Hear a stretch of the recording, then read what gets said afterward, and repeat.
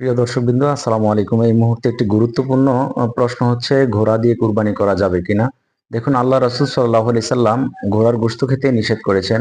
যেমনটি এসেছে হাদিসের কিতাব সুনানে আবি দাউদ, সুনানে নাসাই, সুনানে ইবনে মাজাহ, মুসনাদে আহমদ সহ অসংখ্য হাদিসের কিতাবে হাদিসটি এসেছে। হাদিসের রাবি হচ্ছে হযরতে খালিদ বিন ওয়ালিদ রাদিয়াল্লাহু তাআলা আনহু, তিনি হতে বর্ণিত। তিনি বলেন, নাহা রাসূলুল্লাহি সাল্লাল্লাহু আলাইহি সাল্লাম আন লুহুমিল খাইলি ওয়াল বিগাল ওয়াল হামির। আল্লাহ রসুল সাল্লাহ ইসলাম গোড়া, গাধা, খচ্চরের গোশত খেতে নিষেধ করেছেন। রইসুল মুফাসসিরিন আব্দুল্লাহ ইবনে আব্বাস রাদিয়াল্লাহু তাআলা আনহু, তিনিও ঘোড়ার গোশতকে মাকরুহ হিসেবে উল্লেখ করেছেন। সুতরাং এই প্রেক্ষিতে বোঝা যায় যে ঘোড়ার গোশত খাওয়া ইসলামে হারাম তথা নিষিদ্ধ। যদিও ঘোড়ার গোশত খাওয়ার বৈধতার বিষয়ে একটি হাদিস বুখারী শরীফে উল্লেখ রয়েছে।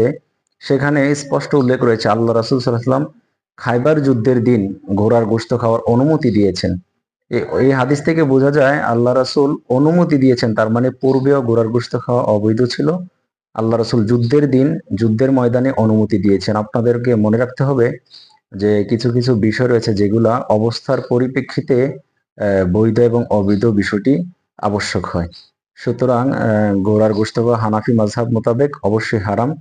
আর যেহেতু সারা পৃথিবীতে কোনো মানুষ ঘোড়ার দিয়ে কুরবানি দিতে পারে না, যদি ঘোড়ার গোশত বৈধই হতো তাহলে অবশ্যই মানুষ ঘোড়া দিয়ে কুরবানি করত। যেহেতু ঘোড়া দিয়ে কুরবানি করা বৈধ নয়, সেহেতু এখানে স্পষ্টই বোঝা যায় যে ঘোড়ার গোশত খাওয়া ইসলামী শরীয়তে অবৈধ তথা হারাম। আসসালামু আলাইকুম।